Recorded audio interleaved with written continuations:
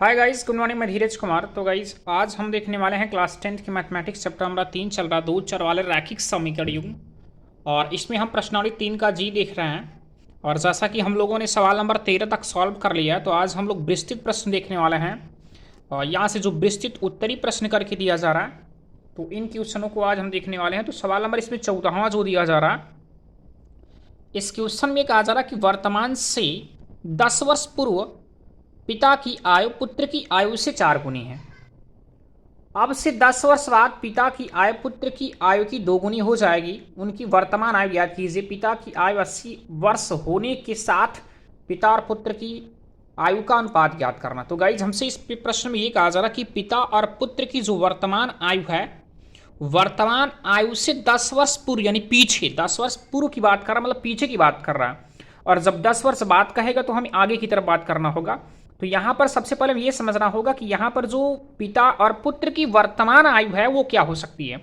और मैं जैसा कि बता चुका हूं कि ऐसे थ्योरेटिकल क्वेश्चन को सॉल्व करते समय जो चीज आपसे पूछा जाता है, तो आप समझ लीजिए कि वो चीज हमें कुछ अज्ञात राशि मान करके सॉल्व करना होता है। जैसा कि हमारे इस प्रश्न में पिता और पुत्र की वर्तमान आयु ही नहीं पता है, तो हमें यहां से वर्तमान आयु ज्ञात करनी होगी। या सबसे पहले मानना पड़ेगा कि माना वर्तमान आयु, पिताजी का वर्तमान आयु क्या होगा और पुत्र जी का वर्तमान आयु क्या होगा। तो चले गाइस हम इस क्वेश्चन को करते हैं, सवाल नंबर 14 को। तो गाइज हम यहाँ से पिताजी का वर्तमान आयु और पुत्र की वर्तमान आयु को, मैंने जैसा कि आपको बताया कि कोई अज्ञात राशि मान करके सॉल्व करना होगा। तो अज्ञात राशि जैसा कि आप जानते हैं, जिसे हम चर राशि का नाम देते हैं। चर राशियां जो होती हैं उनमें से आप कोई भी चर राशियां मान सकते हैं, एक्स वाई या पी क्यू या ए बी, जैसे भी आप समझ पा रहे हैं। जो भी अज्ञात राशि आपके दिमाग में हो, समझ में आ रहा हो हाँ ये चीज़ हमारे लिए बेहतर पड़ेगा, तो वो चीज़ आप लेकर के दिखा सकते हैं। तो हम यहाँ पर जो करने वाले हैं, मानते हैं कि माना वर्तमान समय में, पहले हम यहां से पिता की उम्र को मानते हैं। तो वर्तमान समय में पिता का आयु या पिता की आयु जो होगी उन्हें हम यक्ष वर्ष मानकर चलते हैं। यहां से अगर यक्ष वर्ष इसलिए मान रहे हैं क्योंकि मैं यहां से मैंने कहा कोई अज्ञात राशि मानना होगा, और अज्ञात राशि यक्ष होगा। और यहां आयु है तो आप वर्ष या महीने में मानेंगे, तो हमें यहां वर्ष में ज्ञात करना है। तो हम यहां पर, क्योंकि प्रश्न हमें वर्ष में कहा गया, तो हम यहां पर इसीलिए वर्ष में मान रहे हैं। और इसके बाद यहां से वर्तमान समय में पुत्र की आयु को हम दिखाते हैं। तो पुत्र की आयु को हम, जैसा कि पिता की आयु को अगर यक्ष से माना गया, तो पुत्र की आयु को मैं इधर से वाई वर्ष मान लेता हूं। तो ये वाई वर्ष पुत्र की आयु हुआ, और वर्तमान समय में पिता की आयु क्या हुआ, यक्ष वर्ष। और प्रश्न में ये कहा जा रहा है कि वर्तमान समय से पूर्व, पूर्व मतलब पीछे की तरफ। तो हमें यहां से वर्तमान समय जो कि यक्ष और वाई मिल चुका है, इनका जो आयु है, अब हमको 10 वर्ष पीछे जाना होगा। तो हम यहां लिखेंगे कि 10 वर्ष पूर्व, 10 वर्ष पूर्व पिता की आयु, पिता की आयु क्या होगी। तो 10 वर्ष पूर्व जो होगी वो पिता की जो आयु होगी, पिताजी की आयु को हम इधर से दिखा रहे हैं कि वर्तमान समय में पिता की आयु यक्ष थी। और इसके बाद हम यहां पर 10 वर्ष पूर्व पिता की आयु को, अभी मैंने आपको समझाया कि अगर वर्तमान समय से, वर्तमान समय क्या है इनका, वर्तमान समय में इनका जो आयु है वो यक्ष वर्ष है, पिता का आयु। और यदि 10 वर्ष में पूर्व जाऊंगा, पूर्व अर्थात पीछे, पीछे का मतलब ये होगा कि आपका जो वर्तमान समय है उसमें से आपका 10 वर्ष घट जाएगा। तो हम यह दिखाएंगे यक्ष माइनस 10, और ये आपका वर्ष हो जाएगा। इसके बाद अब वही 10 वर्ष पूर्व अर्थात पहले पुत्र की भी आयु को हम यहां पर दिखाएंगे। तो 10 वर्ष पूर्व पिता के स्थान पर यहां पर पुत्र होना चाहिए। तो पुत्र की जो आयु होगी वो आयु कितनी होगी, तो हम यहां पर दिखा रहे हैं कि वाई माइनस क्या हो जाएगा, 10। अब ये चीज करने के बाद अब यहां पर हमें प्रश्न के अनुसार करना क्या चीज है। प्रश्न में यह कहा गया कि 10 वर्ष पूर्व पिता और पुत्र की जो आयु है उनके बीच जो संबंध, उनके बीच जो आपका कंपेयर किया जा रहा है, तुलना किया जा रहा है, वो बताया जा रहा है कि 10 वर्ष पूर्व पिता की जो उम्र है, पिता की उम्र जो यक्ष माइनस 10 है, वो पुत्र की उम्र से अर्थात आयु से 4 गुनी हो जाती है, या 4 गुनी थी कह रहा है। तो हम यहां करना क्या होगा, एक तरफ इधर से हम प्रश्नानुसार करते हैं और इस तरफ ये दिखाते हैं कि एक तरफ पिताजी की उम्र और एक तरफ पुत्र की उम्र को दिखाते हैं। तो यहाँ पर यक्स माइनस 10 जो कि पिताजी का उम्र है, और इधर y माइनस जो कि पुत्र जी का उम्र है इनको दिखाते हैं। अब ये कहा गया कि पिताजी कह रहे हैं पुत्र से कि आप 10 वर्ष पूर्व मेरी आयु, मेरी मतलब पिता की आयु जो होगी वो पुत्र की आयु से 10 गुनी थी। 10 गुनी ये थी 10 वर्ष पहले, ये 10 वर्ष पहले जो कि 10 वर्ष पहले की आयु दिखा रहे हैं ये 10, और ये आपका 4 गुना है पहले से। अब यहां पर बराबर का चिन्ह लगाने के लिए हमें यहां इस पुत्र की उम्र को भी 4 गुना करना पड़ेगा। अब यहां पर 4 गुना करने पर क्या होगा कि दोनों पक्ष यहां पर बराबर हो जाएगा। तब इसे सॉल्व करेंगे x माइनस 10 बराबर 4 का गुणा y में करेंगे तो 4y और माइनस से माइनस और 4 दहामा 40, यहां से आपको 40 मिला। अब इसके बाद आप यहां से x ये माइनस जो 4y है पक्षांतर करेंगे तो सॉरी जो प्लस 4y है इस पक्षांतर करेंगे तो माइनस 4y और ये माइनस 40 और ये माइनस 10 पक्षांतर कर लिया जाएगा तो प्लस 10 हो जाएगा और x माइनस 4y और बराबर यहाँ से 10 में से और माइनस होगी प्लस माइनस माइनस 10 को 40 से घटाएंगे 30 मिलेगा और बड़ी संख्या का चिन्ह माइनस तो माइनस 30 वो यहाँ से आपको मिल जाएगा। अब माइनस 30 जो कि हम इसे समीकरण नंबर 1 मानकर चलते हैं कि समीकरण नंबर जो 1 यहाँ होगी आपका x माइनस 4y बराबर आपको माइनस 30 मिलेगा। यहाँ से समीकरण नंबर 1 माना गया। अब इसके बाद हम दिखा रहे हैं कि अगर अब इसके बाद 10 वर्ष पूर्व ये संबंध बना और इनके बीच ये समीकरण मिला। अब इसके बाद कह रहा कि 10 वर्ष बाद, अब 10 वर्ष बाद क्या कर रहा है तो 10 वर्ष बाद पिता और पुत्र की आयु की बात कर रहा। तो हम पहले सबसे पहले वर्तमान समय से, वर्तमान समय क्या था मैंने x माना, तो वर्तमान समय से, वर्तमान समय की 10 वर्ष बाद, 10 वर्ष बाद पिता की उम्र याद करते हैं। तो पिता की जो उम्र होगी वर्तमान समय, जो कि मैंने कहा वर्तमान समय आपने x वर्ष माना था और 10 वर्ष बाद में जाएंगे तो बाद में प्लस हो जाता है तो आपका यहाँ से प्लस 10 हो जाएगा और x प्लस 10 वर्ष मिलेगा वर्तमान समय के बाद। अब यहाँ पर वही चीज़ 10 वर्ष बाद हम पुत्र की भी उम्र को क्या होगी तो पुत्र की जो उम्र अर्थात आयु होगी, सॉरी यहाँ पर आयु होना चाहिए और यहाँ पर वर्तमान आयु बराबर हो जाएगा y प्लस 10। जब यहाँ पर हम x प्लस 10 और y प्लस 10 जो कि दिखा दिए तो यहाँ पर हमें पुनः प्रश्नानुसार दिखाना पड़ेगा कि हमें पुनः प्रश्न में ये कहा जा रहा है कि अब इधर से एक तरफ पिताजी की उम्र 10 वर्ष बाद और एक तरफ यहाँ पर पुत्र जी जो हैं उनके 10 वर्ष बाद की उम्र बात हो रही। अब कह रहा कि पिता की जो उम्र थी 10 वर्ष बाद जो पिता का उम्र है वो पुत्र की उम्र से कितना गुना हो जाएगा, 2 गुना हो जाता है, 2 गुना हो जाएगी। मतलब 10 वर्ष बाद अगर हम पिता की उम्र की बात करें तो 2 गुना हो जाएगी और ये 2 गुना हो चुका है अर्थात। अब इसे बराबर करने के लिए हम 2 का गुणा इसमें कर देते हैं। जैसा कि गाइज एक सिंपल सी बात है कि अगर पिता की उम्र को गुना करता है तो आप उल्टा कर दीजिए, सीधी सी बात। या कोई भी अगर समीकरण आप सॉल्व कर रहे हैं, इक्वेशन अगर समीकरण का चैप्टर पढ़ रहे हैं, जब गुना और गुणी कहा जाता है, यदि दाएं पक्ष में कहा जा रहा है गुना है तो आप बाएं पक्ष में उसी का उल्टा कर दीजिए, अगर बाएं पक्ष में कहा जा रहा है तो दाएं पक्ष में आप सॉल्व कर दीजिए। चलिए x प्लस 10 बराबर यहाँ से हम 2 का अंतर करते हैं ब्रैकेट के अंदर, उसकी ब्रैकेट टूट जाएगा तो 2 का गुणा y में करेंगे तो 2y मिलेगा और प्लस आपका 10 दूनी 20 और यहाँ से x और ये प्लस 2y इस तरफ आएगा तो माइनस 2y बराबर ये 20 और ये प्लस 10 पक्षांतर करेंगे तो माइनस 10 मिलेगा। x माइनस 2y बराबर यहाँ से 20 को 10 से घटाएंगे 10 और ये समीकरण नंबर आपका 2 रहा।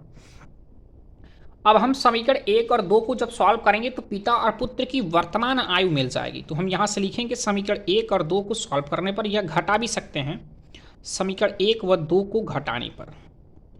आप घटा दीजिए या विलोपन विधि कोई भी मेथड आप लगाकर सॉल्व कर सकते हैं, लेकिन घटा देंगे क्योंकि हम घटा रहे हैं इसलिए, क्योंकि x माइनस देखिए समीकरण नंबर 1 क्या है, x माइनस 4y बराबर माइनस 30, समीकरण 2 है x माइनस 2y और बराबर यहाँ से 10। देखिए ये भी x ये भी प्लस में, दोनों में x प्लस है तो घटा देंगे तो ये कट जाएंगे।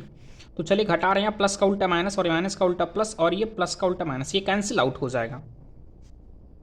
अब यहाँ पर क्या मिलेगा, अब देख पा रहे हैं यहाँ पर मिलेगा आपको ये प्लस माइनस का उल्टा प्लस हुआ, ये प्लस और ये माइनस, प्लस माइनस माइनस, तो 4 में से अगर आप 2 घटाएंगे तो आपको 2 मिलेगा और ये y नोट कर सकते हैं और बड़ी संख्या का चिन्ह माइनस है तो माइनस 2y बराबर ये माइनस और ये भी माइनस, तो माइनस का माइनस प्लस हो जाएगा और प्लस का मतलब जोड़ना होगा तो 30 को 10 से जब जोड़ेंगे तो 40 मिलेगा। हम यहाँ से 40 कर लेते हैं और बड़ी संख्या का चिन्ह माइनस से माइनस करते हैं, ये माइनस से माइनस कैंसिल भी हो जाएगा। यहाँ से मिलेगा हमको 2y बराबर 40, y का मान ज्ञात करेंगे तो y बराबर हो जाएगा 40/2 और यहाँ से हम 2 से कैंसिल करेंगे तो हमें 20 मिलेगा, जैसा कि y का मान हमें 20 मिल रहा है। यहाँ पर y का मान क्या मिल रहा है 20, और y क्या है, मैंने कहा पुत्र की आयु को आपने y माना था, तो y अर्थात मैं कह सकता हूँ कि पुत्र की वर्तमान समय में जो आयु होगी वो 20 वर्ष होगी।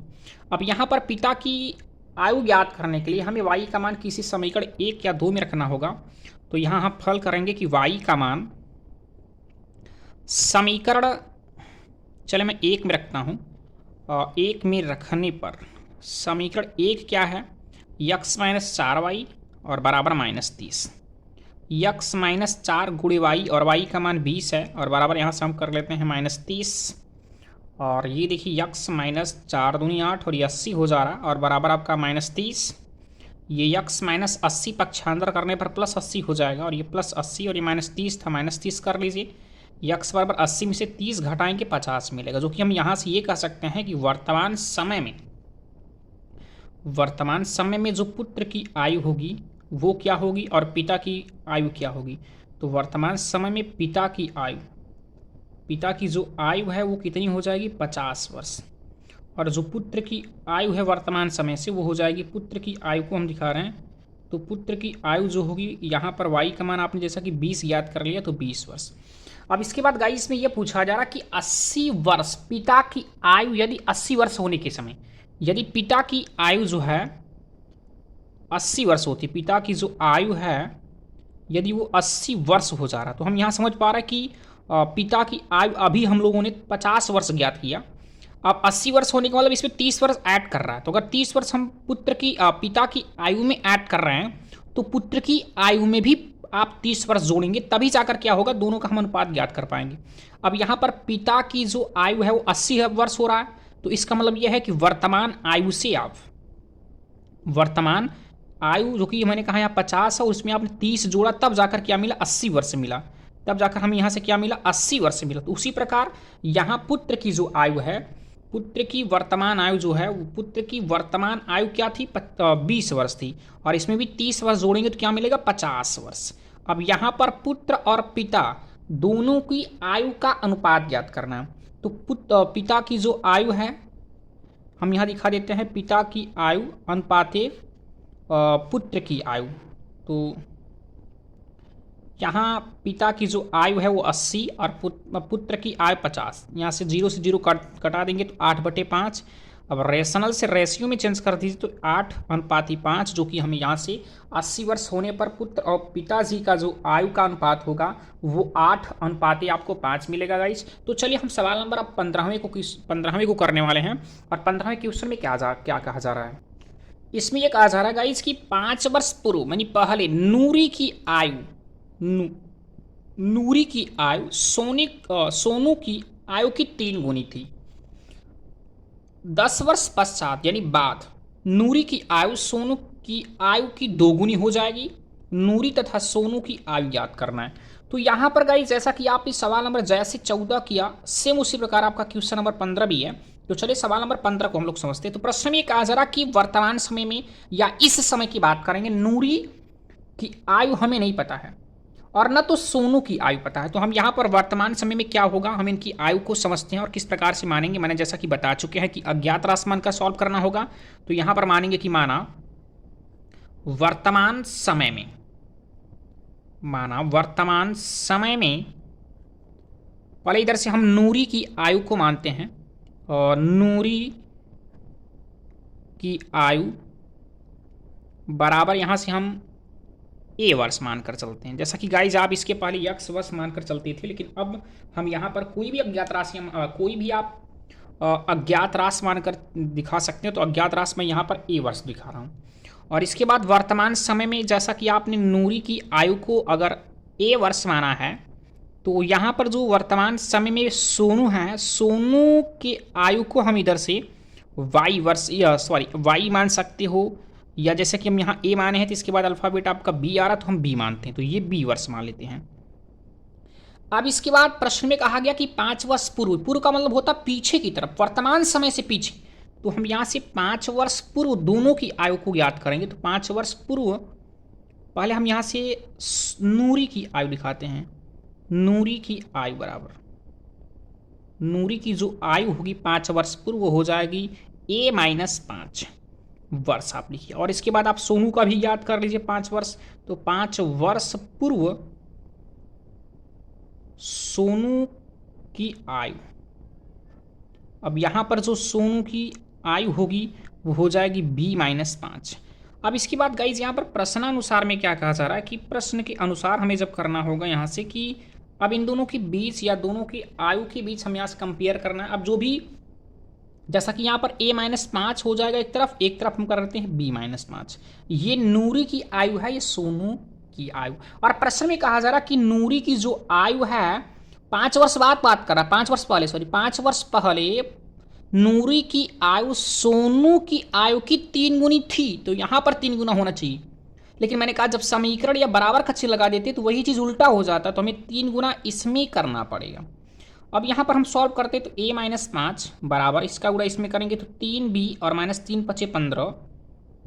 ये 3b जो है प्लस में इनको पक्षांतर कर लीजिए, -3b हो जाएगा बराबर ये -15 और ये -5 पक्षांतर करने पर +5 हो जाएगा। अब यहाँ से a-3b और बराबर यहाँ से घटाएंगे तो -10 मिल जाएगा और इसे हम समीकरण नंबर 1 मानकर चलते हैं। अब इसके बाद 5 वर्ष पहले जो इनका एक समीकरण बना वो समीकरण आपका बना a-3b = -10 मिला है। अब हम देख पा रहे हैं इसमें फिर क्या कहा जा रहा है, इसमें ये कहा जा रहा है कि अब 10 वर्ष पश्चात मतलब 10 वर्ष बाद, अब यहाँ पर 10 वर्ष बाद जो सोनू हैं या नूरी हैं उनकी का उन सभी का क्या आयु होगा। तो हम 10 वर्ष बाद नूरी की आयु को देखते हैं क्या होगा। तो नूरी की आयु, तो 10 वर्ष बाद जो नूरी की आयु होगी वो यक्स नहीं माने, हम यहाँ पर वर्तमान ए माने हैं, तो a प्लस आपका 10 हो जाएगा, a प्लस 10 वर्ष हो जाएगा। और इसी प्रकार आप 10 वर्ष बाद या पश्चात कर सकते हो सोनू की आयु याद कर लीजिए। तो सोनू की आयु जो होगी वो क्या होगी, तो सोनू की आयु जो होगी वो b+10 हो जाएगी। अब हम यहाँ पर द्वितीय या पुनः प्रश्नानुसार में ये करने वाले हैं कि दोनों की आयु में कितना या कितने का गुना है या कितना गुना, कितना ज़्यादा है कितना कम है।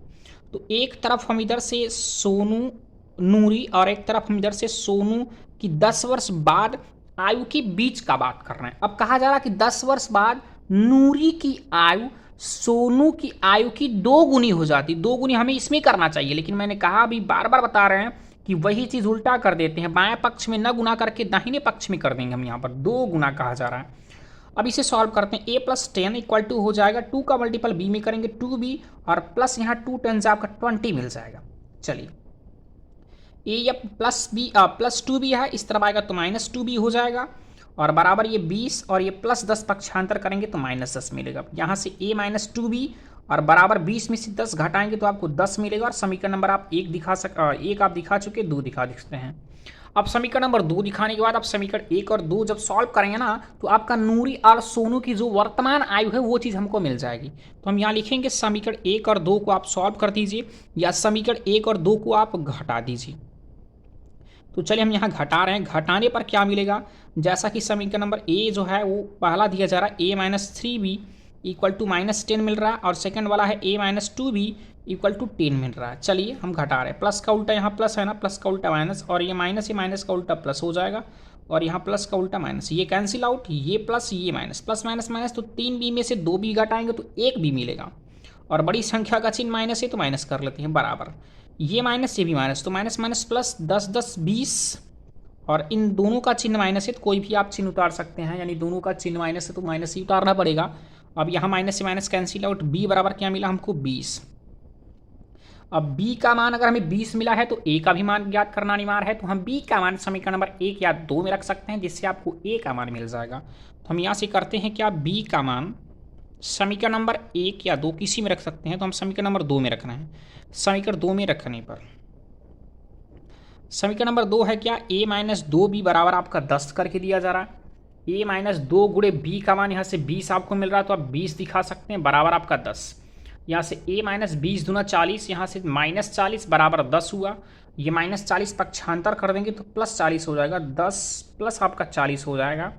a बराबर यहाँ से आपको मिला क्या, 10 और 40 जोड़ देंगे तो 50 अब यहाँ पर हम ये कह सकते हैं कि जो नूरी जी हैं, नूरी की आयु को ए वर्ष माना गया था वर्तमान समय में, और इस समय नूरी की जो वर्तमान समय या नूरी की जो वर्तमान समय में जो आयु मिली है वो कितना मिला है, वो 50 वर्ष मिला है। और इसके बाद यहाँ से हम दिखा सकते हैं जो सोनू हैं, सोनू का जो वर्तमान समय में या सोनू की जो आयु वर्तमान समय में जो आयु होगी वो कितना होगी, 20 वर्ष।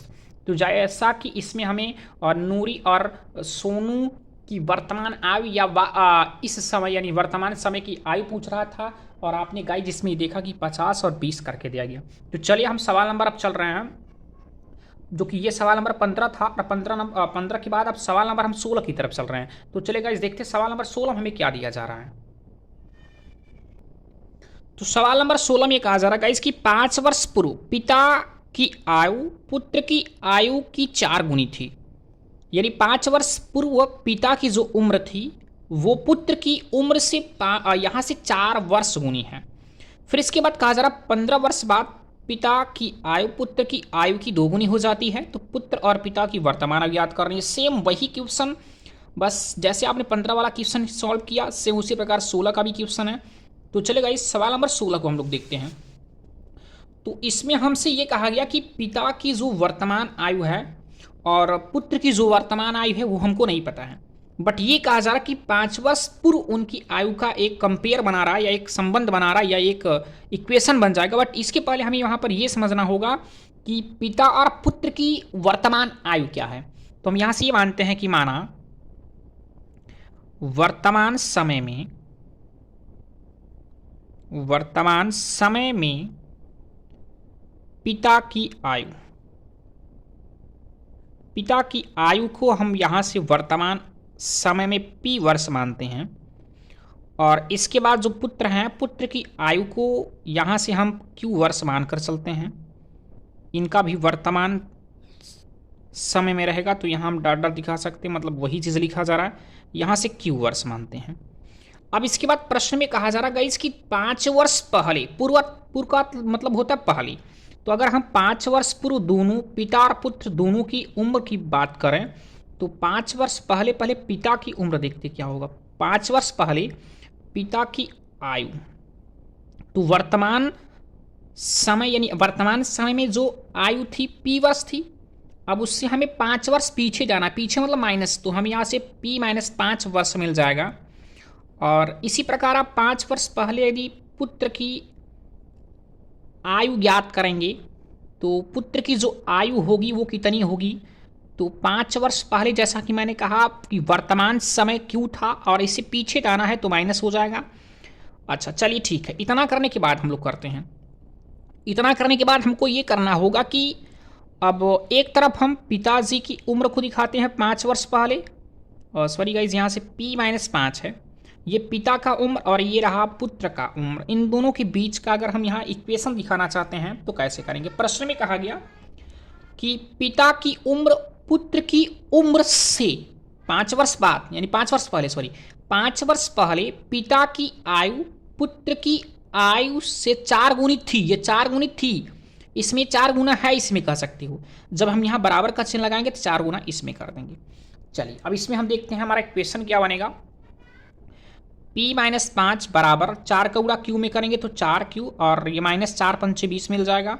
और ये p-5 बराबर 4q, सॉरी यहाँ से पुनः वही लिखते हैं 4q - 20 हो गया। ये p और ये प्लस 4q है, पक्षांतर करेंगे तो -4q मिल जाएगा। बराबर ये -20 नोट कर लीजिए, आपका -5 है, पक्षांतर करेंगे +5 मिल जाएगा। अब यहाँ से p-4q और बराबर ये -20 और प्लस है, प्लस माइनस 20 को 5 से घटाएंगे 15 मिलेगा, और बड़ी संख्या का चिन्ह माइनस, तो -15 आपको जो कि समीकरण नंबर इसे आप 1 मानकर चल रहे हैं। अब इसके बाद कहा गया कि 15 वर्ष यहाँ से बाद यानी वर्तमान समय से 15 वर्ष में बाद की बात करें, मतलब आगे की तरफ, तो प्लस में हो जाएगा। तो हम यहाँ से निकालते हैं कि पिता और पुत्र दोनों की 15 वर्ष बाद इनकी आयु क्या होगी। तो 15 वर्ष बाद पहले पिता की उम्र दिखाते हैं, तो पिता की जो उम्र अर्थात आयु होगा वो वर्तमान समय क्या था, वर्तमान समय में आयु क्या था, p से 15 अधिक, तो यहाँ से +15 हो जाएगा। और इतना आपका, चलिए इतना वर्ष दिखाते हैं। अब वही चीज़ 15 वर्ष बाद पुत्र की आयु दिखा दीजिए। तो जो यहाँ से पुत्र की आयु बनेगी वो वर्तमान समय क्यू था उससे 15 वर्ष ज़्यादा है तो +15 हो जाएगा। तो अब चलिए इसमें हम भी इसमें क्या करते हैं, इसमें आप दिखाएंगे कि अब कितना गुना कहा जा रहा है, तो कौन हमें गुना करना होगा कौन गुना नहीं करना होगा। अब ये कहा गया कि 15 वर्ष बाद पिता की उम्र है, ये पिता की उम्र पुत्र की उम्र से 2 गुनी हो जाती है, तो 2 गुनी ये हो जाना चाहिए था, लेकिन मैंने कहा जब समीकरण लगाएंगे तो ये दोनों पक्ष बराबर करना, ये 2 गुना पहले से है और इसमें 2 का गुणा कर देंगे तो ये दोनों बराबर हो जाएगा। तो चलिए अब यहाँ से p + 15 बराबर इसका गुणा इसमें करेंगे 2q मिलेगा और +15 दूना 30 मिल गया, और यहाँ से p + 15 और पुनः आप 2q + 30 लिख देते हैं, और ये p और ये +2q है, इस तरफ आएगा तो -2q मिल जाएगा, बराबर ये +30 है और ये +15 बट पक्षांतर किया जाएगा तो प्लस में 15 है तो क्या होगा माइनस में, तो ये -15 हो जा रहा, तो p - 2q बराबर यहाँ से हमको 15 मिल चुका। ये समीकरण नंबर आपका 2 रहा। अब समीकरण नंबर 1 आप देख पा रहे हैं यहाँ पर, समीकरण नंबर 2 ये है। समीकरण नंबर 1 और 2 को जब सॉल्व कर लेंगे ना तो हमें पिता और पुत्र की वर्तमान आयु पूछा जो जा रहा है वो चीज़ मिल जाएगा। तो हम समीकरण 1 और 2 को दोनों को सॉल्व करते हैं। सॉल्व करने का मतलब ये है कि अगर हम समीकरण 1 और 2 को घटा देते हैं तो हमें पिता या पुत्र किसी न किसी की आयु जरूर पता हो जाएगी। तो चलिए यहाँ से पहला समीकरण ये रहा p - 4q इक्वल टू यहाँ से -15 यानी 15 करके दिया जा रहा है, और ये p - 2q इक्वल टू यहाँ से +15 करके दिया जा रहा है। अब इनको हम घटा रहे हैं तो इनका चिन्ह परिवर्तित करना होगा, जो कि यहाँ प्लस का उल्टा माइनस, माइनस का उल्टा प्लस, ये माइनस का उल्टा प्लस और ये प्लस का उल्टा माइनस, ये कैंसिल आउट होगा क्योंकि संख्याएं समान हैं और यहाँ चिन्ह प्लस यहाँ माइनस है, चिन्ह विपरीत है। ये प्लस और ये minus, plus minus minus 4q से 2q घटाएंगे तो आपको 2q मिलेगा, और बड़ी संख्या का चिन्ह माइनस ही माइनस कर लीजिए, बराबर ये माइनस और ये माइनस, माइनस माइनस प्लस हो जाएगा, 15 15 30 और माइनस का चिन्ह, माइनस से माइनस कैंसिल आउट, q = 2 मिला क्या 30 बटे यहाँ से आप 2 कर सकते हैं, तो 15 दूना 30 हमें मिला, तो यहाँ से q बराबर क्या मिला 15। तो जैसा कि मैं यहाँ से कह सकता हूँ q का मान अगर 15 मिला है तो हम p का भी मान याद कर सकते हैं। तो हम इधर से करते हैं क्या, q का मान समीकरण में रखते हैं 1 या 2 में, तो q का मान समीकरण 1 में रख दिया जाए। समीकरण 1 क्या है हमारा, p - 4q और बराबर यहाँ से -15 करके दिया जा रहा, तो p - 4 इंटू क्यू के स्थान पर आप 15 करेंगे, बराबर -15 ये हुआ, और इसके बाद p - 15 और चौका 60 बराबर यहाँ से माइनस आपको 15 मिल रहा है, p ये -60 पक्षांतर करेंगे तो +60 हो जाएगा, तो ये -15 और ये +60। अब यहाँ से हम इनको घटा देंगे तो 0 से 5 घटाएंगे तो 5 मिलेगा, और यहाँ से मिलेगा आपका 1 हासिल देने पर यहाँ पर 5 बचा, 5 से आप 1 घटा देंगे तो मिलेगा क्या 4 मिल जाएगा। तो हम यहाँ से p बराबर जो कि 45 हमको मिल रहा है, तो हम यहाँ से कह सकते हैं कि p क्या था, तो हमने p जो कि पिताजी की वर्तमान आयु को माना था, तो हम यहाँ दिखा सकते कि वर्तमान समय में पिता की जो उम्र होगी या आयु होगा, पिता की जो आयु होगी वो कितनी हो जाएगी, जो कि p का मान यहाँ पर आप 45 वर्ष निकाल चुके, 45 वर्ष हो जाएगा। और इसके बाद वर्तमान समय में ही पुत्र की जो उम्र होगी वो कितनी हो जाएगी, तो पुत्र की जो उम्र होगी जो कि q का मान हमको 15 वर्ष मिल चुका है, तो ये 15 वर्ष आपका हो जाएगा गाइस। तो ये रहा आपका सवाल नंबर 16 जो कि 16 वाला।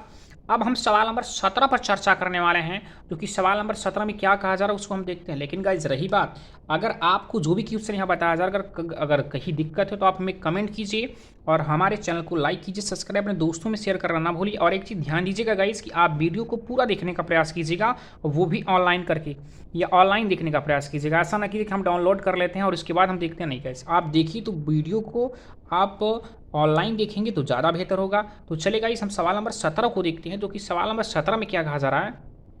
तो सवाल नंबर 17 में ये कहा जा रहा है कि दो संपूरक कोण में बड़ा कोण छोटे कोण से 18 डिग्री अधिक है, उन्हें ज्ञात करना है। और ये एनसीईआरटी का क्वेश्चन है जो कि आपको राजीव प्रकाशन में मिल जाएगा, जैसा कि आप समझ भी पा रहे हैं और देख भी पा रहे हैं कि हम राजीव ना ये बल्कि ये आपका मनोहर प्रकाशन राइटर करके दिया जा रहा है। और ये मनोहर प्रकाशन जो कि बहुत बेहतर प्रकाशन है, जो कि आपको इसमें एनसीईआरटी और कुछ एक्स्ट्रा क्वेश्चन भी आपको इस बुक में मिल जाता है। और अगर किसी प्रकार की दिक्कत, जैसे एनसीईआरटी से कोई क्वेश्चन इसमें से अगर मैचिंग नहीं कर रहा है तो आप एनसीईआरटी क्वेश्चन अगर आपको दिक्कत है तो आप हमें कमेंट करेंगे तो मैं आपको वो भी वीडियो बना कर दूंगा। जो भी आप कमेंट करके बताएंगे हाँ एक्सरसाइज 2.1 करना है या 2 या 4.8.9 कौन भी जो भी करना है आप कमेंट करेंगे तो मैं वो चीज़ वीडियो बनाकर आपको अपलोड करूँगा। तो चलिए गाइस, यहाँ पर क्वेश्चन में कहा गया दो संपूरक कोण। तो सबसे पहले हम ये समझते हैं कि संपूरक कोण होता क्या चीज़ है। तो संपूरक कोण का जो डिफिनीशन होता है गाइज वो होता है कि ऐसे दो कोण, जैसे हमारे पास दो कोण होने चाहिए, हम ऐसे दो कोण जिनका योग जोड़ने पर यानी उनका जो योग होना चाहिए वो किसके बराबर होना चाहिए, 180 अंश के बराबर होना चाहिए। अब जैसे मान लीजिए मैं यहाँ पर पहला कोण यक्स मान रहा हूँ, दूसरा कोण वाई हो गया, तो इन दोनों का जो ऐड करने पर होना चाहिए वो 180। अब यक्स और वाई के स्थान पर कौन सा एंगल हो सकता है, इसमें 30 हो जाए और इसमें हो सकता है 150 हो जाए, जो कि ऐड करने पर 180 मिलना चाहिए। अब जैसे मान लीजिए यहाँ पर 90 हो जा रहा है, ये भी 90 हो सकता हो, 90 90 180 मिला कि नहीं, तो ये कुछ भी संभव हो सकता है। तो हम यहाँ पर दिखाएंगे कि भाई डिफिनीशन जो होगा, डिफिनीशन को आप इस प्रकार दिखा सकते हैं कि ऐसे दो कोण जिनका योग 180 अंश के बराबर होता है उसे संपूरक कोण कहते हैं। अब इसमें से हो सकता है कि दोनों कोण बराबर भी हो सकता है, हो सकता है कि पहला कोण बड़ा हो दूसरा कोण छोटा हो, तो कुछ भी हो सकता है। तो हमारे इस प्रश्न में कहा जा रहा है कि दो संपूरक कोण का योग जो होगा वो चलिए होगा, ठीक है। दो संपूरक कोण में एक कोण बड़ा है और एक कोण छोटा है। माना ये पहला कोण क्या है, बड़ा है, तो हम यहाँ पर अब पहले कोण की वैल्यू क्या है वो नहीं पता है, दूसरे कोण का मान क्या है वो भी नहीं पता है। हम यहाँ पर मानते हैं कि बड़े कोण को, चलिए बड़े कोण को यक्स मानकर चलते हैं कि यक्स डिग्री या यक्स अंश आपका पहला यानी बड़ा कोण हुआ, और इसके बाद जो छोटा कोण होगा वो छोटे कोण को हम यहाँ से वाई मानकर चलते हैं कि चलिए छोटा कोण जो होगा वो वाई डिग्री यानी अंश होगा। अच्छा, यक्स और वाई जब इस प्रकार से माना गया तो हमने यहाँ पर प्रश्नानुसार के देखा जाए तो प्रश्न में कहा गया कि दोनों कोणों का, या ये परिभाषा के अनुसार आप समझ पाएंगे कि संपूरक कोण में छोटा और बड़ा कोण या पहला और दूसरे कोण का जो योग होता है वो 180 अंश के बराबर होता है। तो हम ये कह सकते हैं x plus y equal to कितना हो जाएगा, 180, या दोनों कोण का योग किसके बराबर होता है, 180 अंश के बराबर। यहाँ आप लिख सकते हैं प्रमेय के अनुसार। अब कौन सा प्रमेय है, तो प्रमेय मैंने कहा कि या परिभाषा या प्रमेय बता सकते हो कि ऐसे दो कोण जिनका योग 180 अंश के बराबर होता है। तो हमारे पास दो कोण, एक यक्स और एक वाई है, दोनों कोणों का योग 180 अंश के बराबर, और इसे मैं समीकरण नंबर 1 मानकर चलता हूँ। अब इसके बाद प्रश्न में कहा गया कि बड़ा कोण को मैंने यक्स माना है और ये छोटा कोण वाई है, ठीक है। प्रश्न में कहा गया कि बड़ा कोण जो है, बड़ा कोण छोटे कोण से 18 डिग्री अधिक है, मतलब 18 डिग्री अधिक इसको होना चाहिए, लेकिन जब बराबर का चिन्ह लगा देंगे तो इसमें 18 अधिक आपका छोटा कोण में हो जाएगा, क्योंकि ये बड़ा कोण है पहले से ही 18 अधिक है। अब ये चीज़ छोटा बेचारा है, अब ये 18 इसको मिल जाए तब इसके जाकर बराबर होगा, तो इसमें ही आप 18 जोड़ेंगे। अब हल कर लीजिए, प्लस वाई इस तरफ आएगा तो माइनस वाई बराबर यहाँ से 18 मिल गया, समीकरण नंबर 2। अब हम समीकरण 1 और 2 को चाहे जोड़ दें चाहे घटा दें, आंसर हमको मिल जाएगा। तो हम समीकरण 1 और 2 को घटा दे रहे हैं, 1 और 2 को घटाने पर, अब यहाँ पर अगर हम घटाएंगे तो घटाने पर क्या मिलेगा गाइस, देख पा रहे हैं कि हमारा पहला जो इक्वेशन है x plus y equal to आपका 180 करके दिया जा रहा है, सेकंड जो है यक्स माइनस वाई इक्वल के यहाँ से आपको 18 मिल रहा है, ये प्लस का उल्टा माइनस, माइनस का उल्टा प्लस और ये प्लस का उल्टा माइनस, ये कैंसिल आउट, ये वाई और ये वाई 2y हो जाएगा, और 180 माइनस यहाँ 18 कर देंगे, 180 में से अगर आप 18 घटाएंगे क्या मिलेगा, देखिए आप घटा सकते हैं, 0 से 8 नहीं जाएगा, हासिल 10, 10 में से 8 गया आपका 2 बचा, यहाँ बचा 7, 7 से आप 1 घटाएंगे तो 6 मिलेगा, और यहाँ आप ये लिख सकते हैं तो 162, वाई का मान निकालेंगे 162/2 कर सकते हैं आप, तो 2 8 16, यहाँ से 2 8 16 हो जाएगा, 2 9 18 करेंगे तो ज़्यादा हो जाएगा, 2 8 16 और बचा यहाँ पर कितना, और 2 1 का सॉरी पूरा 16 कर चुका और 2 1 का 2, यहाँ से 81 मिला, वाई का मान क्या मिला 81, ये रहा आपका छोटा कोण। अब हम यहाँ से बड़ा कोण ज्ञात करना चाहते हैं तो वाई का मान पहले समीकरण नंबर 1 या 2 में रख दे तो हमें यक्स का मान मिल जाएगा। तो यहाँ दिखा सकते हैं कि वाई का मान समीकरण 1 में रखने पर, समीकरण 1 हमारा क्या है, समीकरण 1 हमारा है यक्स प्लस वाई बराबर 180। अब यक्स और ये प्लस आपका वाई होना चाहिए, लेकिन वाई के स्थान पर आप 81 दिखाएंगे, और ये 81 बराबर 180 हो गया, और यक्स ये प्लस 81 पक्षांतर करेंगे तो 180 माइनस 81 कर देंगे आप यहाँ पर। अब इनको घटाएंगे, देखिए 10 में से आप 1 घटाएंगे तो 9 मिल जाएगा, यहाँ 7 बचा, 7 से आप 8 नहीं घटा पाएंगे, 17 होगा, 17 में से आप 8 घटाएंगे तो 9 8 17 होता, तो हमको यहाँ से 9 मिल जाएगा गाइज। और ये रहा आपका क्या, बड़ा कोण। या हम देखते हैं यहाँ पर पुनः घटा सकते हैं, घटाने पर क्या मिल जाएगा, तो गाइज यहाँ से यक्स का मान 99 मिला, जो कि हम यहाँ पे कह सकते हैं यक्स क्या है, तो यक्स को मैंने बड़ा कोण माना है। जैसा आप देख सकते हैं यक्स को मैंने बड़ा कोण माना है, तो बड़े कोण का मान यहाँ से आपको 99 डिग्री मिल जाएगा। और छोटे कोण का मान जो कि यहाँ से हमें 81 मिल चुका है, तो 81 अंश यहाँ से छोटा कोण मिल जाएगा। तो ये रहा गाइज सवाल नंबर 17। अब हम सवाल नंबर 18 पे बात करने वाले हैं। और सवाल नंबर 18 में क्या कहा जा रहा है उसको हम देखते हैं। तो सवाल नंबर 18 में ये कहा जा रहा है कि एक आयत का क्षेत्रफल, मतलब एक आयत हमारे पास होना चाहिए, और उस आयत का जो क्षेत्रफल होगा किसी दूसरे आयत के क्षेत्रफल के बराबर कब होता है, जब उनकी लंबाई 11 मीटर अधिक कर दी जाती है और चौड़ाई 6 मीटर कम कर दी जाती है। अच्छा, ये यहाँ से लेकर एक आपका इक्वेशन बन जाएगा। और इसके बाद उसका क्षेत्रफल एक तीसरे आयत के क्षेत्रफल के बराबर होता है जब उनकी लंबाई को 22 मीटर लंबा कर दी जाती है और 9 मीटर चौड़ा कम कर दी जाती है, चौड़ाई को 9 मीटर कम कर दी जाती है। तो हमें यहाँ से आयत का क्षेत्रफल ज्ञात करना है। तो आयत का क्षेत्रफल हम लोग ज्ञात करते हैं गाइस। तो चलिए, अब यहाँ पर हमें इस प्रश्न में ये कहा जा रहा है, जो कि हमारे सवाल नंबर 18 करके दिया जा रहा है। तो कहा यह जा रहा कि एक आयत होगा, जो कि इस आयत का क्षेत्रफल क्या होगा वो चीज़ हमें नहीं पता, बट हम ये चीज़ याद करेंगे। पहले हमें आयत की लंबाई चौड़ाई पता होना चाहिए। जब आयत की लंबाई चौड़ाई हमको पता होगी तब जाकर उसका हम क्षेत्रफल ज्ञात कर सकते हैं। माना हमारे पास चलिए ये आयत रहा, अब इस आयत का हम क्षेत्रफल कैसे निकालेंगे भाई। जब आयत का क्षेत्रफल तभी निकाला जा सकता है जब इसका हमें क्या मिल जाए, लंबाई चौड़ाई। ए बी मान लीजिए सी और डी इसका शीर्ष बन रहा है, तो हमें प्रश्न में न तो इसकी आयत की लंबाई चौड़ाई कुछ नहीं दी जा रही है। और जैसा कि आप जानते हैं कि अगर मान लीजिए आयत की लंबाई क्या होती है, ये आयत की लंबाई चौड़ाई, आयत की जो लंबाई होगी वही आपका ये भी लंबाई होगा, ये जो चौड़ाई होगा ये भी चौड़ाई, जिसे हम कहते हैं आमने सामने की भुजा क्या होनी चाहिए, बराबर। तो हमें यहाँ से लंबाई और चौड़ाई को कुछ अज्ञात राशि मानकर सॉल्व करना होगा गाइस। तो हम यहाँ पर करते क्या हैं कि अगर इनकी लंबाई को हम यक्स मानते हैं या यक्स मीटर मानते हैं और इनकी चौड़ाई को हम वाई मानते हैं।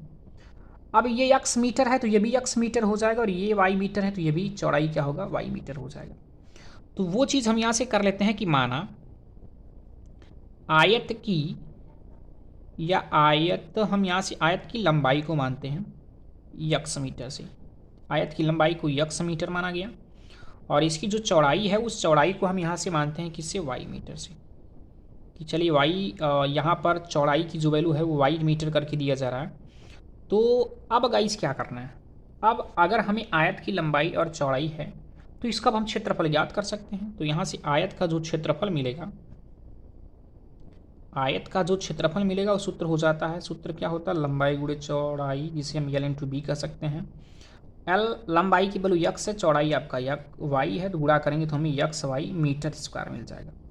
अच्छा, यहाँ से जब हमको लंबाई चौड़ाई मिल जा रहा, प्रश्न में कहा गया कि एक आयत का क्षेत्रफल, जो कि क्षेत्रफल हमें एक्स वाई मिल चुका, अब ये किसी के बराबर होने वाला है। किसके बराबर होने वाला है, कहा जा रहा है कि इस आयत में यदि इसकी लंबाई को, इसकी लंबाई अगर 11 मीटर अधिक कर दी जाए।